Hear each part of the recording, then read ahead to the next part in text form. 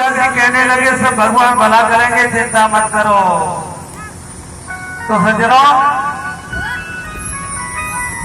जैसे ही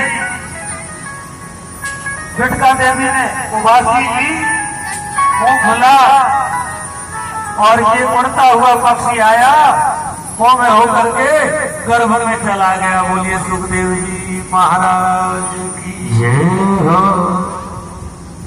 आचार्य सुखदेव जी मातृ गर्भ में चले गए। शंकर जी इधर उधर देख करके चले गए, लेकिन नहीं मिला। मिलेगा कैसे, अब तो अमर हो गया। अब त्रिशूल क्या करेगा। इसलिए सुखदेव जी महाराज ने 12 वर्षों तक मातृ गर्भ में वास किया।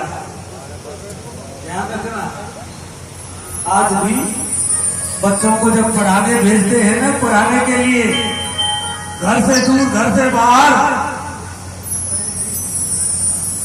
और जहां भेजते हैं ना वहां भी अनुशासन होता है कि घर वालों का रोज रोज फोन नहीं आवे, रोज रोज फोन से बात नहीं करने देते, रोज रोज मिलने नहीं देते। मिलने के लिए भी अनुशासन है। बच्चे से मिलने भी जाओगे ना तो ऐसा नहीं कि हर रोज तुम बच्चे से मिलने चले जाओ, नहीं मिलने देंगे।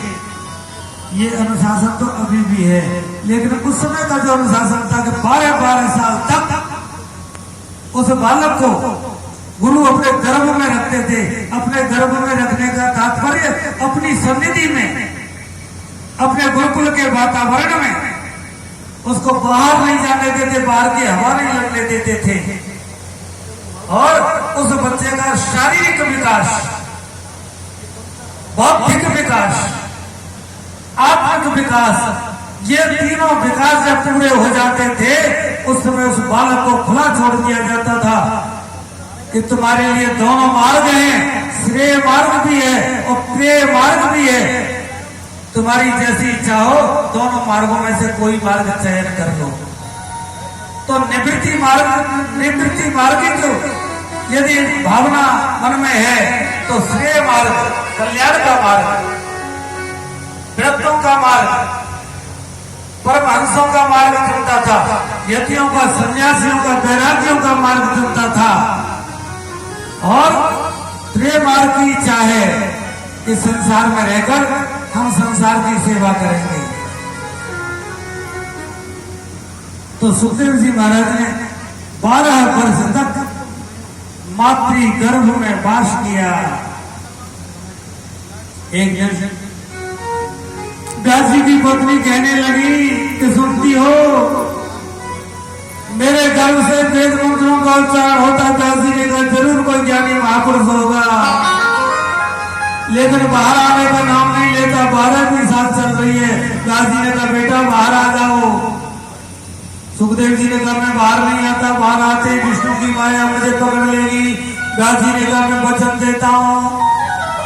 बोले आप जो पिताजी हो ना, आप तो ऐसा ही कहोगे। यदि द्वारकाधीश आकर के कह दें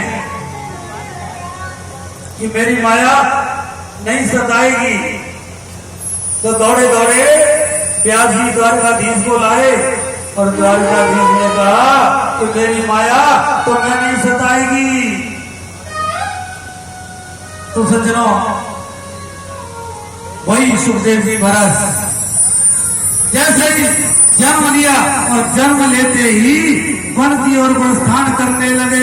यम कवजंतमनुपेतमपेत कृत्यम द्वैपायनो विरह गातराजुहाव पुत्रेति तन्मयतया करवो विनेदु तम सर्वभूत हृदयं मुनिमातोऽस्मि।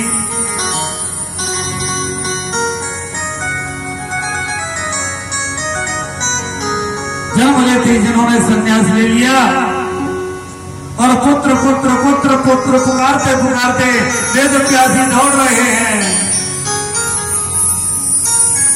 लेकिन जिनके पीछे वेद व्यासी दौड़ रहे हैं ऐसे परम वंदनीय सुखदेव जी महाराज के चरणों में बारंबार प्रणाम करते हैं।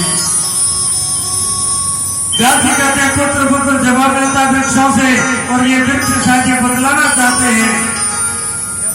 इस बार जिनके आप पिता बन चुके हो ना, पहले ये आपके पिता रहे होंगे, ज्ञान जी लौट करके आ गए तो ऐसे परमबंदनी सुखदेव जी महाराज को प्रणाम करते हैं।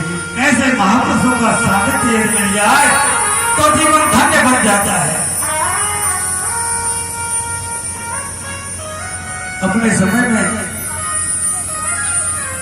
एक विद्यार्थी को देखा,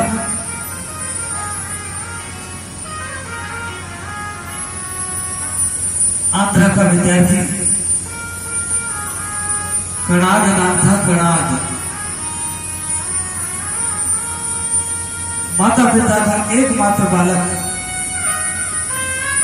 और उन्होंने मन में संकल्प किया अपने पुत्र को हम ऋषि बनाएंगे। ऐसा संकल्प था। तो उन्होंने उत्तर प्रदेश के एक गुरुकुल में प्रवेश करा दिया। गुरुकुल के 5 वर्ष का बालक, और मन में, माता पिता के मन में ये था कि बालक का स्नातक यज्ञ हो जाएगा, 12 वर्ष के बाद मैं अपने घर लाऊंगा। उसी गुरुकुल में संयोग से प्रवेश हमको भी मिला। पता लगा उस बालक का, एक बार उस बालक का मामा मिलने के लिए आ गया। वो बालक मचल गया कि कई वर्ष हो गए हैं, और मामा के साथ चला गया। उसके पिताजी को पता लगा कि बालक घर आ रहा है। वो आए और स्टेशन से ही उसको वापस गुरुकुल भेज दिया। 12 साल के बाद विद्या पूरी हुई, स्नातक यज्ञ हुआ, और जब स्नातक यज्ञ के बाद उसको घर लेके गए तो गुरुकुल के विद्यार्थी भी साथ में गए थे। उसका दर्शन करने के लिए कुंभ जैसा वातावरण दिखाई दिया कि ऋषि बन के आया, देखे तो सही कैसा बालक है। पहले की यह परंपरा थी कि गुरु अपने गर्भ में 12 वर्ष तक रखता था शिष्य को, योग्य बनाकर ये तीनों विकास करता, सर्वांगीण विकास करके और छोड़ दिया जाता था कि अब ये दुनिया के किसी भी कोने में रहेगा तो अपनी उपस्थिति का एहसास दूसरों को भी कराएगा। इसलिए ऐसा तो जीवन है, परम धन्य बना देता है। तो सज्जनों, अब सूत जी महाराज सौनका के ऋषियों के प्रश्नों का उत्तर देते हैं। बोले, सूत जी महाराज कहते हैं कि ऋषियों, सर्वोत्तम धर्म है भगवान श्री कृष्ण के चरणों में प्रीति होना।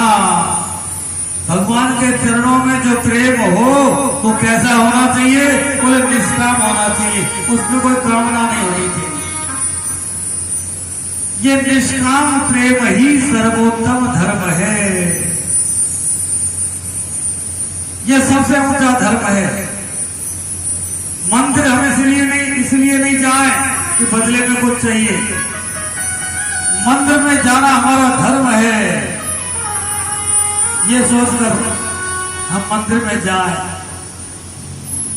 मंदिर में जाएं तो कौन सा देवता श्रेष्ठ है, किसकी पूजा करें? तो बोले, एक है साथ है सब सत है, सब साथ है सब से।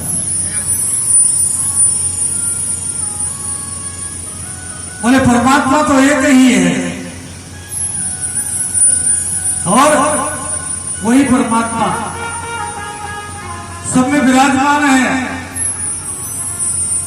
आप चाहे दुर्गा जी की उपासना करते हो, हनुमान जी की उपासना करते हो, ब्रह्मा जी की उपासना करते हो, इष्ट आपका कोई भी हो, प्रार्थना किसी की भी करो, लेकिन उस प्रार्थना में ये निवेदन और कर दो कि मुझे मेरे इष्ट देव से मिला दो। अनन्यास चिंतयन्तो मां ये जना पर्युपासते तेषां इत्यादि युक्तानां योगक्षेमं वहाम्यहम्। अनन्यता से हम भगवान का चिंतन करें, दृष्टि